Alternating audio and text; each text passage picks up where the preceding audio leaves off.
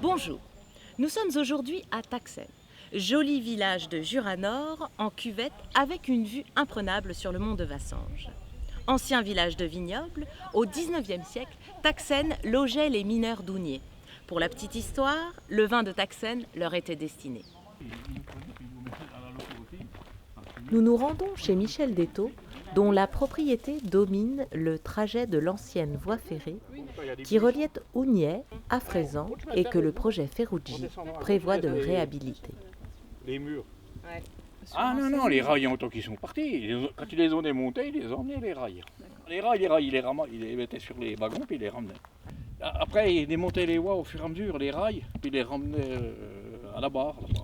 Et puis ils jetaient même les tire-fonds, les trucs qui tenaient les rails, et les balançaient dans chaque côté, ils les laissaient. Ah puis après, nous, on allait les récupérer pour les rendre aux chiffonniers. Ah bah oui. Bon, enfin, si ça c'est, moi, je veux pas. Mais c'est pratiquement impossible parce que les terrains ont été vendus, les trucs comme la gare à Ougnies et tout ça, ça a été vendu. C'est des particuliers maintenant, tout ça. De toute façon, ils m'en ont pas mon avis.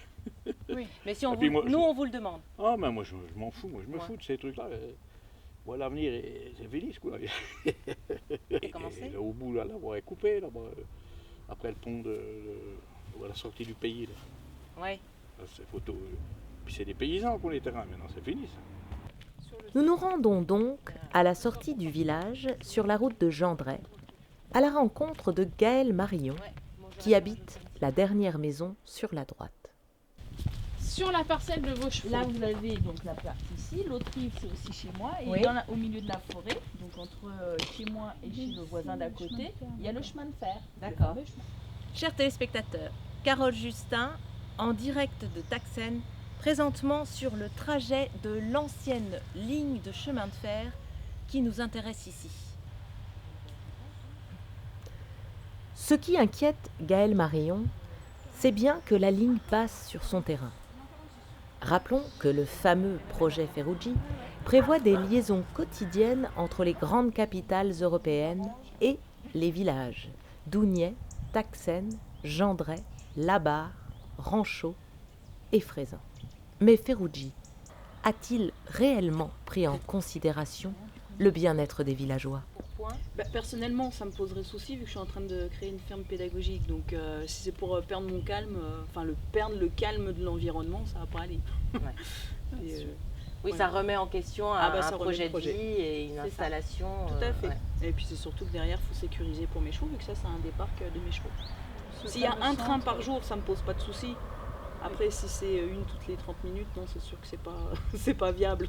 Je sors de la région parisienne, c'est sûrement pas pour avoir quitté le périphérique pour retrouver un chemin de fer à côté de chez moi. Et vous, la perspective d'aller en cure thermale ou de... Bien sûr.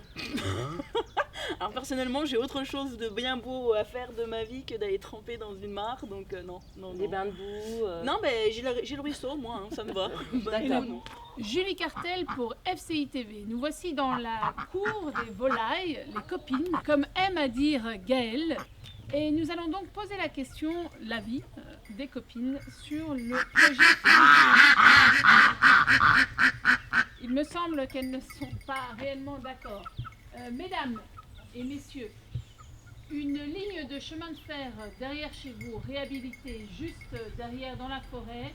Quel avis vous avez pour cette ligne de chemin de fer ? Oui. Tout à fait, oui.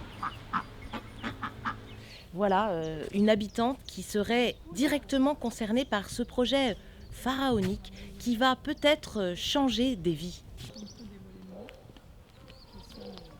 Nous continuons notre investigation auprès des habitants du territoire et profitons de la pause déjeuner pour rejoindre Isa à la table du même nom à Ougnies. Pour l'instant, je n'étais pas au courant et visiblement il y en a qui y sont puisqu'on voit les panneaux, comme vous dites, le long de la route, oui rail, non rail, mais c'est pareil, ça va. C'est les petites guéguerres intervillages qui, à mon avis, s'essoufflent assez vite. En revanche, là, vu les arrêts, ça peut être touristique, ça peut être donc les travaux vont nous amener du boulot et après, touristiquement, ça peut développer le coin pour justement amener du monde. Moi, le week-end, je travaille, c'est pas mal avec l'abbaye d'Assé, donc je sais ce que c'est que, voilà. Mais aujourd'hui, il n'y a plus grand monde qui va à la messe, faut pas se leurrer. Donc, mon mari qui arrive là, tout de suite, il est exploitant agricole. Hein. Donc lui, au sens inverse, c'est sûr que Ça va pas lui plaire. Des rails qui passent au milieu de son champ, ça va pas lui plaire. ça va pas lui plaire, forcément. Et puis les travaux. Donc là, moi je suis comme ça Thomas, je ne crois que ce que je vois. Donc quand il sera commencé, on verra.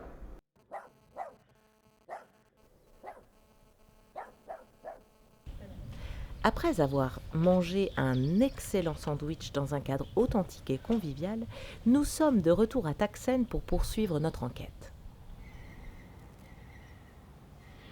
Y a quelqu'un ? Monsieur Bétia ? Bonjour. Ah, bonjour. Mesdemoiselles, messieurs, dames. Bonjour Mireille. Bonjour. Bien. C'est rigolo parce qu'il y a un non au rail, puis oui au rail. Alors il doit y avoir déjà des gens qui sont... C'est bizarre. Est-ce que vous savez... Ça me rappelle les éoliennes. Est-ce que vous savez d'où ça vient ? Qui pose ces panneaux ? Ah bah pas du tout, non. Pour l'instant, pas du tout, puis je n'ai pas cherché à comprendre. D'accord. Oui, Bien. parce que... Les éoliennes, par contre, je ne veux pas insister, mais j'ai encore des panneaux chez moi parce que j'en mettais un peu partout. Eh bien, à chaud, je dirais qu'un projet d'envergure tourné vers le monde, ça ne veut rien dire. Alors, le projet prévoit la réhabilitation de l'ancienne ligne de chemin de fer reliant la gare d'Ogny à présent. Encore là, admettons. En développant notamment les axes ferroviaires, en favorisant les liaisons directes desservies par l'Eurostar, le Thalys et le TGV Lyria. Là, c'est de la folie. Ah ben l'Europe, dimension européenne, ah ben oui, non. Ainsi, les trains venant de Londres, Bruxelles, Paris, Genève pourront désormais rejoindre Fraisan via Ougny en temps record. Et nous, on entend des trains à longueur de temps. Non, ben alors là, on retomberait dans des projets qui rapportent beaucoup d'argent à certains, puis qui en font dépenser beaucoup à nous, donc. Alors ça, c'est un peu le problème. Non, c'est impensable, c'est impensable. C'est souvent comme ça quand même. Hein. Oui. On dépense l'argent des autres, c'est facile. Alors le centre de balnéothérapie, s'il est fait dans de bonnes conditions, oui, mais comme il est présenté là, non. Plus de 3000 créations d'emplois sur 2 ans. Non, non, ça c'est du pipeau. J'en reviens aux éoliennes. Voilà, comme il est dit sur le document, les pierres du château serviront à la construction du solarium. solarium Ah oui, mais paysager. oui, alors Vous vous imagineriez prendre le train à Taxen, descendre à Fraisan, Pas du tout. aller passer une semaine en cure thermale Absolument, surtout pas en Fraisan. ah non, bah, on peut peut-être avoir des pierres ailleurs que prendre le château de Montmiret quand même. Après, ils ont bien fait une salle à Fraisan, et qui va très bien. Il y a des soirées, il y a des choses très intéressantes. Un château, c'est l'âme, c'est l'âme du pays, ça représente tout, un château. Ça servira à qui? Et il y a peu de gens qui vont venir. Ça me rappelle les cours de tennis à l'époque.